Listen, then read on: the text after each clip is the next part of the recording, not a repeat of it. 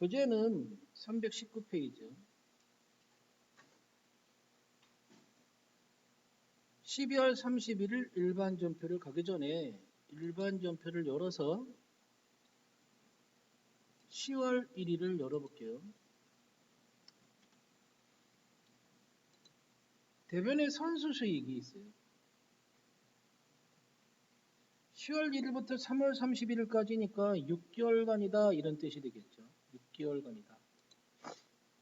그러면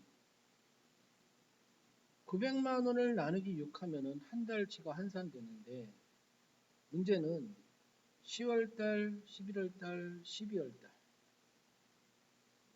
즉 3개월 지분에 대해서는 선수 수익이 아니다. 먼저 받은 게 아니다. 이번 연도 12월 31일 시점에서는 선수 수익이 아니고 그죠? 차변으로 오면서 임대료가 된다 이 뜻이 되는 거예요. 알겠나요?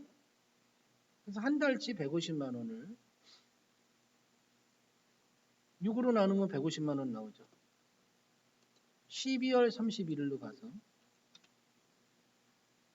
150만 원 곱하기 3 450만 원만큼은 차변에 선수 수익이 아니야.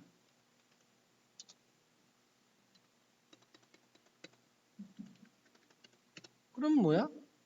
선수 수익은 부채의 감소예요. 선수금이 부채이듯이 선수 수익도 부채야. 대변에는 그러면 이건 실현된 거니까 수익이야. 수익의 발생으로 임대료야.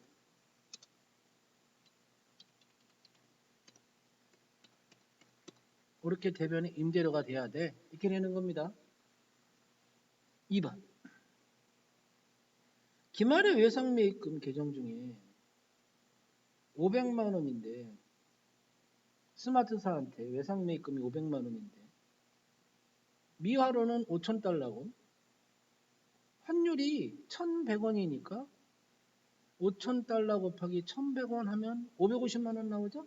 오이로는 오이로니까 가만히 있었는데 달러는 그대로지만 원화로 치자면 가만히 있었는데 50만 원 더 갚아야 돼.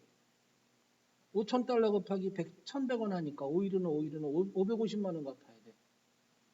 50만 원의 부채가 늘어났다는 얘기죠?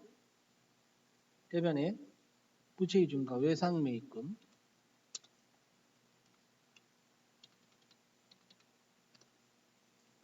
스마트 50만 원의 부채가 늘었다는 얘기죠. 그러면 차변에 이걸 손실로 봐야죠. 가만히 있었는데 늘어났으니까. 그죠? 외화 환산 손실이에요.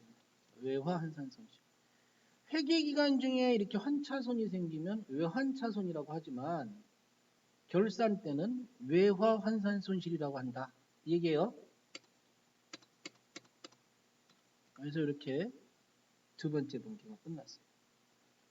자, 다시 한번 따라하세요. 재고자산, 대손설정, 감가상각, 무형자산, 퇴직급여, 법인세 등. 자, 얘는 퇴직급여에 속하니까 자동결산이 될 수 있다는 얘기예요. 3번은 6천만 원의 기초금액에서 1,800을 빼면 4,200이 남는데 6,200으로 추계를 했으니까 추가로 2천만 원 더 해주면 된다는 얘기죠. 관리부문은 당연히 5,700에서 1,700 썼으니까 4,000이 남았는데 5,900으로 설정한다 그러니까 추가로 더 설정을 4,000에서 5,900 나면 1,900을 해주면 된다는 얘기죠. 그를 열어 직접 분개하면 차변의 퇴직급여, 대변의 퇴직급여 충당부채, 차변의 퇴직급여, 대변의 퇴직급여 충당부채 이렇게 직접 넣어도 금액만 맞으면 맞다고 해줘요. 시험 볼 때는. 하지만 연계성이 있으니까 얘를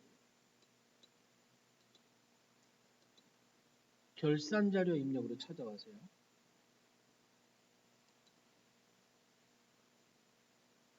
결산자료 입력 찾아왔나요? 1월부터 12월. 직접 여기다 찍어도 돼요. 직접 여기다가 아까 얘기한 6천에서 1800 빼가지고 6200 만들려면 2천만원 찍으면 된다 그랬죠? 그리고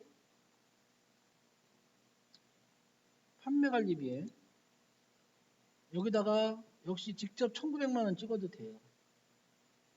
이런 방법이 있고 아까 직접 분기해서 넣어도 되는 방법이 있고 또는 상단에 퇴직급여 충당이라고 써 있나요? 클릭해서 추계액에다가 6200을 넣어서 추계액에다가 5900을 넣어서 프로그램이 이렇게 계산하게끔 해서 결산 반영 누르면 아까 직접 찍은 거랑 똑같은 효과가 되는 거죠. 근데 이 단기 감소가 간혹 안 나올 때 있으면 직접 찍어서 우리가 계산하는 방법으로 해야 돼요. 퇴직급여, 퇴직충당이 여기가 이 자료가 안 나오는 경우가 있어요. 이 자료가. 그러면 얘를 이용할 수가 없는 거예요. 그때는 직접 찍어야 된다는 얘기죠. 얘는 요 금액이 있기 때문에 이 금액을 그때 결산 반영하고 누르면 직접 간다는 얘기죠. 퇴직 충당을 눌러서 문제 나와 있는 6,200과 5,900을 누르면 아까 우리가 계산한 2천만 원과 1,900만 원이 나와요. 그리고 결산 반영을 누르면 걔가 알아서 들어왔죠. 찍지 않았는데 좀 전에. 또 역시 여기도 들어왔죠. 얘를 이용해서 2천만 원을 1,900만 원 이렇게 와도 되고 우리가 직접 찍어도 된다. 그 뜻입니다. 전표 추가. 전표 추가해서 예 하고 그리고 나가서 보면은 일반 전표 가서 보면은 퇴직금만 분배되어 있는 게 아니라 전체적으로 이렇게 분배가 다 돼서 나오는 거죠. 이렇게 전체적으로. 그 중에 이제 채점 기준은 이걸 갖고 보겠죠. 이걸 가지고.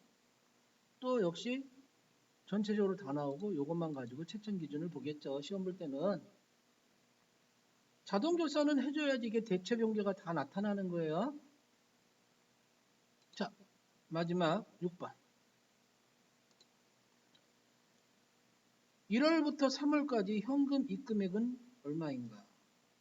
장부를 찾을 때 총계정 원장을 봐도 되고 또는 뭐 월계표를 봐도 되고 또는 현금 출납장을 봐도 되고 총계정 원장 1월부터 3월 31일 현금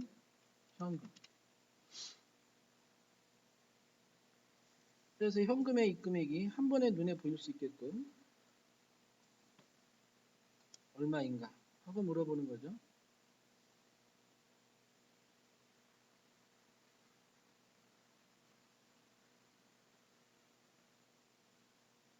여기 정기월부는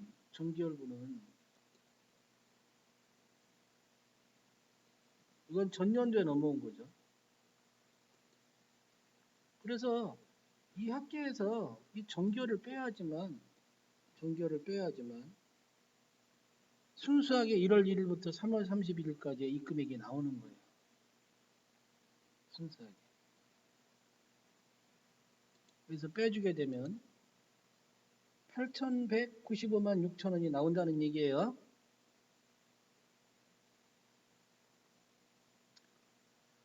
또는 이거 말고도 월계표를 볼 수 있다는 거죠. 월계표. 여기서 이 38만 원은 전년도에 남아서 넘어온 거기 때문에 이 금액은 순수하게 이 금액만 본다는 얘기죠. 그 다음에 5월 8일 복리후생비의 금액은 얼마인가? 일계표 볼 쓰면 되겠죠. 일계표 또는 월계표, 일계표 닫고 일계표는 하루하루 장부를 보는 거예요. 5월 8일 복리후생비 판매비와 관리비 쪽에 복리후생비 18만 6천 원 나오죠? 18만 6천 원. 4월부터 6월에 영세율 과세 표준은 얼마인가? 부가가치세 신고서 보면 되죠. 부가가치세 신고서. 부가가치세 신고서. 공사 공유 영세율 두 개를 보면 되죠. 두 개를 더하면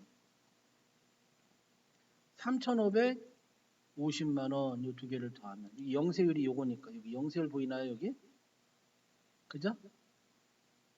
3,550만 원 이렇게 된다는 얘기예요.